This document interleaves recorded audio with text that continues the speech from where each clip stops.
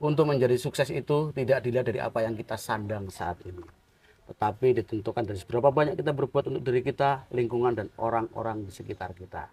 Jadi ya, buat kalian dimanapun, tetap optimis meraih cita-cita.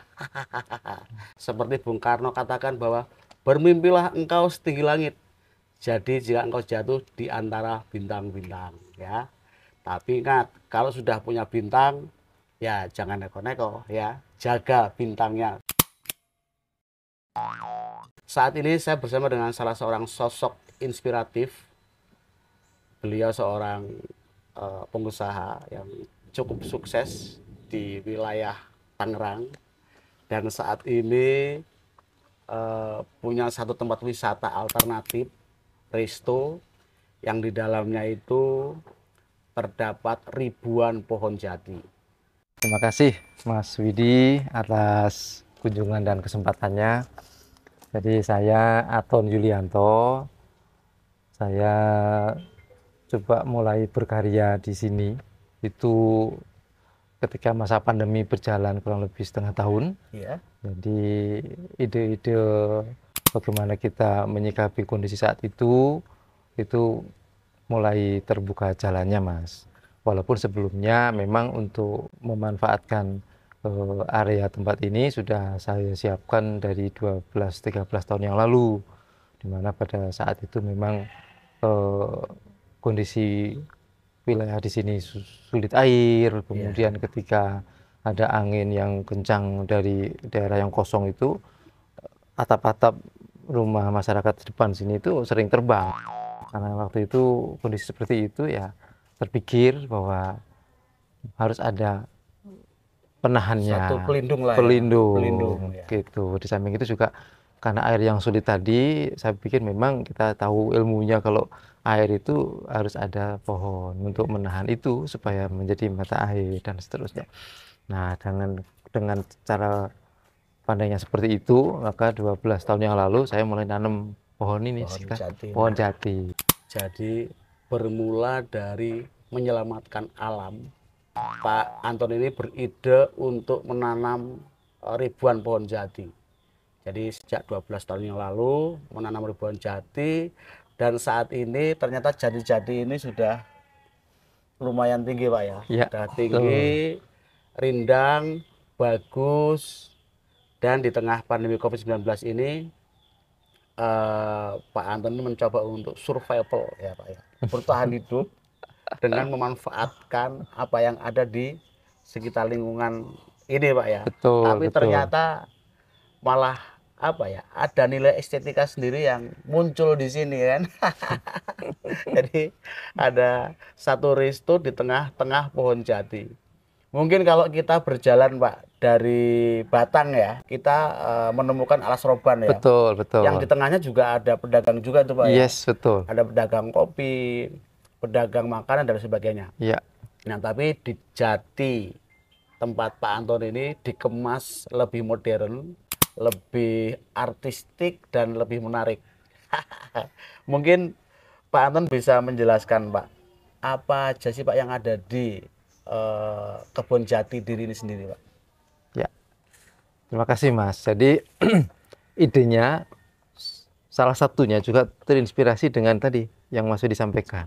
Karena saya sering alas roban, betul, saya sering pulang kampung tuh. Kayaknya kalau istirahat di situ, di bawah pohon jati gitu kan, sambil minum kopi atau kelapa muda gitu ya. Itu kayaknya asik banget tuh gitu. Nah, dari situ perlahan demi perlahan sebenarnya waktu itu kita coba mulai awal mula sekali itu karena ternyata tanpa disadari Mas, itu banyak masyarakat yang datang ke tempat ini. Waktu itu belum ada apa-apa nih. Pada datang masih jati kosong gitu. Betul, ya. masih pohon tanaman jati aja. Tanaman jati belum ada apa-apa di dalamnya, banyak yang datang. Terus saya lihat banyak foto-foto gitu kan, banyak yang prewed. Kok banyak yang datang ya? Akhirnya saudara saya suruh tuh coba buka warung kopi di depan kecil. Warung kopi sama ya makan makanan sederhana gitu ya. Ternyata lumayan rame tuh. Lumayan rame. Nah, dari situ Saya pikir kalau seandainya di dalam kita bangun tempat makan yang konsepnya mungkin ya dekat-dekat dengan yang kita lihat di Jawa itu, di Batang, di mana itu ya, Alas Roban itu, mungkin akan banyak yang datang kali gitu. Iya, iya. Nah, itu awal mulai begitu, Mas. Memang ada juga kekhawatiran karena memang areal sini itu kan jalannya tidak terlalu lebar. Terus relatif jauh dari jangkauan keramaian. Iya. Nah, sempat terpikir juga kira-kira kalau kita buka tempat makan tuh ada yang datang nggak nih, ada yang masuk nggak gitu. Gitu ya. Betul. Nah, di sini Sempat ada keraguan, Pak ya. sempat, Pak, tapi di sini sebenarnya nanti saya akan sharing ke teman-teman semuanya bahwa ternyata itu tidak benar. Ketika kita memulai sesuatu ternyata harus kita lakukan, Mas. Jadi kalau cuman kita pikir itu malah jadi pikiran. Sakit nanti kita tuh. Kita hitung-hitung ada nggak laku nggak, dan cuma jadi hitungan, Mas. Gitu ya. Mas saya bilang udah jalan aja deh, Bismillah gitu. Itu awal mula seperti Iya. itu. Jadi kita nggak perlu ragu-ragu, Pak ya, untuk Ya. mencapai sebuah keinginan, sebuah cita-cita ya. Ya. Seperti Bung Karno katakan tadi kan, bercita-citalah engkau setinggi langit. Jadi jika engkau jatuh di antara bintang-bintang. Ya, betul.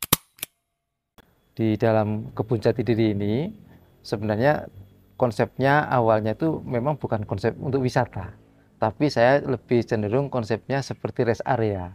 Jadi orang bisa datang, beristirahat, menikmati suasana sambil makan-makan di tempat yang sudah kita sediakan gitu.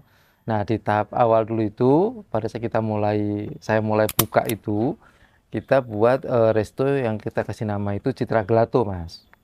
Di resto Citra Gelato ini itu menu yang kita siapkan memang menu yang sebagian besar untuk memenuhi menu kekinian lah anak-anak muda. Kekinian ya. Iya. Setengah western lah gitu, Pak ya. Ya, ada yang western, ada yang Japanese food, ada Korean Iya, food, iya, iya. plus ada yang dari Italia itu gelato. Iya, iya. Makanya kita kasih nama Citra Gelato gitu.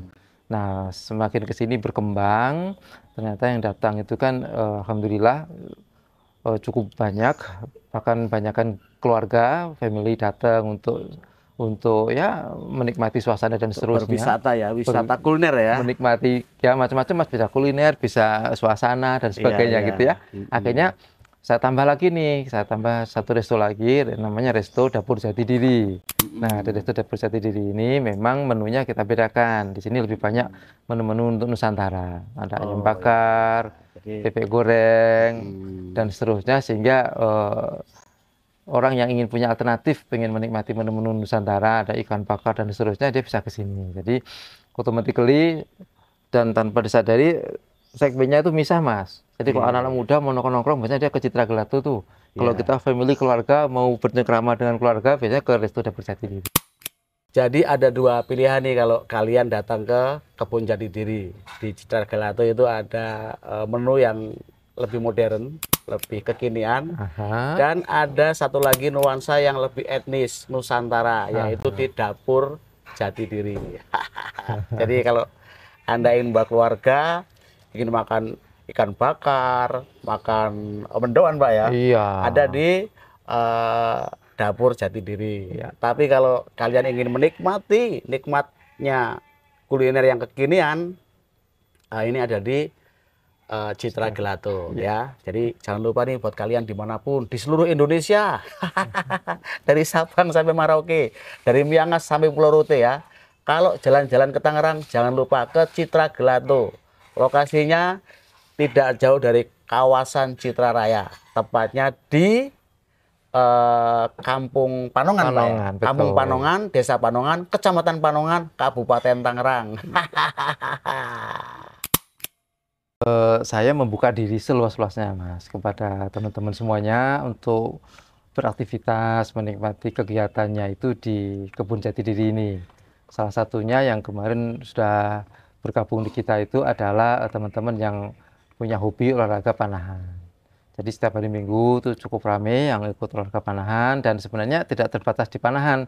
Ada tempat juga area bermain, dan ke depan memang saya sedang coba untuk siapkan juga display-display tempat untuk kerajinan-kerajinan khas dari masyarakat Panongan ini untuk UMKM ya. UMKM untuk anyaman dan seterusnya gitu. Dan sekarang sedang progres untuk pembangunannya itu.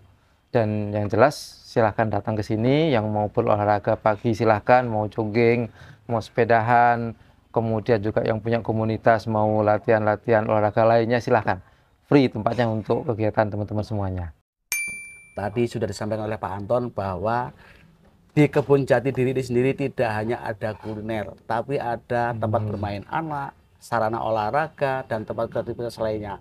Bahkan Pak Anton juga membuka diri buat kalian yang ingin mengembangkan jati dirinya melalui kreativitasnya di Kebun Jati Diri ini ya.